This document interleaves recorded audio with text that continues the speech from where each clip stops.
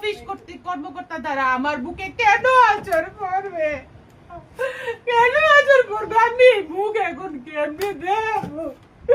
আমি মুখ সকাল আনুমানিক 10টার দিকে এস্টিমেটর স্যারের রুমে যাই। গিয়ে আমি স্যারকে বলি, স্যার আপনি যেভাবে যে টেন্ডারটা লটারিটা করে ফেললেন, আমি যে ঠিকাদারকে অবগত করলাম না, এবং উল্লেখ থাকে একটি উইনার লিস্ট, এবং একটি কাগজ থাকে, ওটার মধ্যে যে উপস্থিত থাকে যে ঠিকাদার গুলা যে লটারির সময় যে উপস্থিত থাকে, ওইরকম একটি আমি ধারাবাহিকতায় আসি, তাহলে বিষয়টি পরিষ্কার হবে। আমার কষ্ট হইতেছে কথা কইতে, আমি আমার চাকরিটা মনে হইতেছে আমার চাকরিটা যাইব না। আমি এত বিস্তারিত কইতেছি, মনে হয় চাকরিটা যাইব গা। আমি কইলাম, স্যার আমার তো চাকরি যাইব গা, লটারির সময় কেডা কেডা উপস্থিত ছিল, এই কাগজ করলেন নাকি রে? আমি এই কথা কইয়া এস্টিমেটর টিপু স্যারের রুমেতে বাইরে আইছি।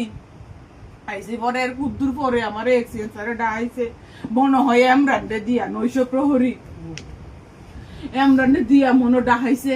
আমি গেলাম, আমি যাইয়া দেখি রুমটার ভিতরে কমপক্ষে 60টা বেড়া বয়ে রইছে। আমি যাই সেরে এমনি দাঁড়াইছি, সবাই বয়ে রইছে।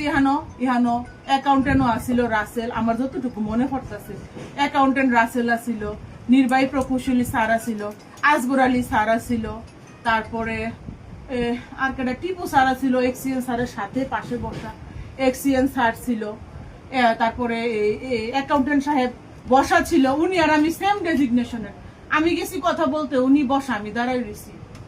তারপর আমি যাওয়ার পরে কয় কি, ফাঁকনামি করো, আমার উপরে দিয়া কথা কও, তোমার এই চার্জ করার ক্ষমতা কে দিছে? তুমি যে টিপু স্যারকে যে চার্জ করলা যে আমাকে উইনার লিস্ট দেন, আমি জীবনও উইনার লিস্ট চাইছি। হ্যাঁ আমি বলতাছি, হ্যাঁ আমারে কয়, সুন্দরী তুমি আমার এক্সিডেন্ট স্যারে ভাই নাম কি আবুল খায়ের, বললে কি সুন্দরী তুমি প্রশাসনিক ব্যবস্থা শিখাইতে আসছো আমাকে, আমি এত জায়গা চাকরি করতে আসছি, তুমি আমাকে প্রশাসনিক ব্যবস্থা শিখাইতে আসছো? এই টিপু ওরে ধর। টিপু আমাকে এরকম ফিচ্ছা মুড়ে এরকম ভাবে ধরছে, আর এক্সিএন আমাকে এরকম ভাবে এখানে ধরছে, ওনার হাত আমার বুকে লাগছে, স্তনে লাগছে, আমার এখানে এড়াইয়া গেছে। আমি বাসার যাই সে আমি দেখছি কেন ধরছে আমাকে, নাকি আমি সুন্দরী, আমাকে নাকি বুঝাবে প্রশাসন কি উনি আমাকে বুঝাবে, আমাকে উনি হুমকি দেয়, প্রশাসনিকের কথা কইতে আইছো 1-2 তোমারে বদলি করে দেবো, এবং উনি তাই করছে। 6 ঘন্টার ভিতরে আমার কুমিল্লা থেকে পটুয়াখালী বদলি করছে। আমি একটা ডায়াবেটিসের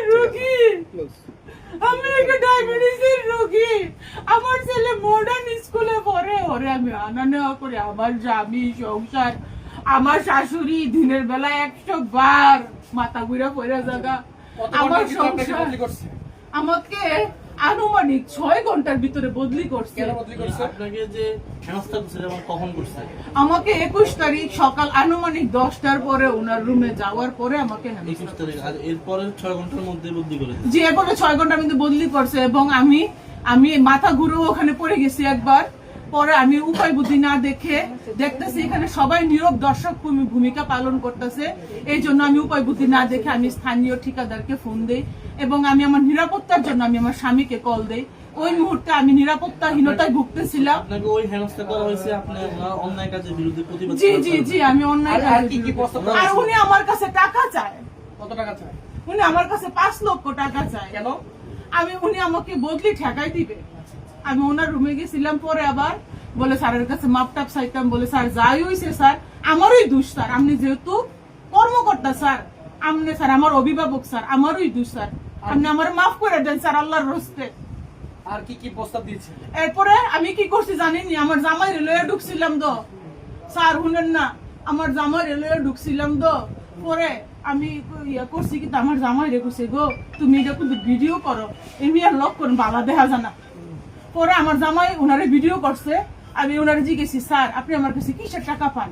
উনি কোনো উত্তর দিতে পারে না। আমি ওনারা বলছি আমি প্রশাসনিক দায়িত্বে আছি এখানে, আপনি আমার কাছে প্রশাসনিক কাগজ চাইতে পারেন স্যার, টাকা সংক্রান্ত বিষয় অ্যাকাউন্টস বলতে পারবে স্যার। আপনাকে আগে কি প্রস্তাব দিয়েছে সেটা বলুন। আমাকে প্রথমত বিগত কয়েক মাস যাবত আমাকে মৌখিকভাবে সরাসরি কানে কানে আমাকে আস্তে আস্তে আমাকে বলা হয়েছে যে তুমি উপরে আসো। তারা অনৈতিকভাবে তারা উপরে বসবাস করে, আপনারা কিন্তু একটু দয়া করে উপরে যাইয়েন, আলামত সংগ্রহ করেন, উপরে যে মানুষ থাকে কাপড় সুফর সব আপনারা আলামত ইয়া করেন। তো অনৈতিক প্রস্তাব দিতেছে। এরপরে আমি দাপ্তরিক বিষয়ে খুবই সতর্ক, আমি কর্তব্য পালন করি এবং আমি অনৈতিক প্রশাসনিক কিছু হইতে আমি রাজি না। যে কারণে আমার প্রতি এরকম প্রতিহিংসামূলক এবং সবসময় আমাকে সুন্দরী বলে, এটা আনঅফিসিয়াল সম্বোধন। আমাকে সুন্দরী উনি বলতে পারে না, এটা আনঅফিসিয়াল, এটা একটা মহিলাকে যৌন হয়রানির আওতায় পড়ে। এটা আমাকে উনি কেন সুন্দরী বলবে? আমার নাম মুসাম্মদ তাজমিন আক্তার, আমার দাপ্তরিক নাম মুসাম্মদ তাজমিন আক্তার, উচ্চবার সহকারী। উনি আমাকে সুন্দরী কেন বলবে? কেন উনি আমাকে কেন সুন্দরী বলবে? উনি আমার স্তনে হাত দিবে কেন? আমার বুকে কেন আঁচড় পড়বে? অফিস কর্তৃক কর্মকর্তা দ্বারা আমার বুকে কেন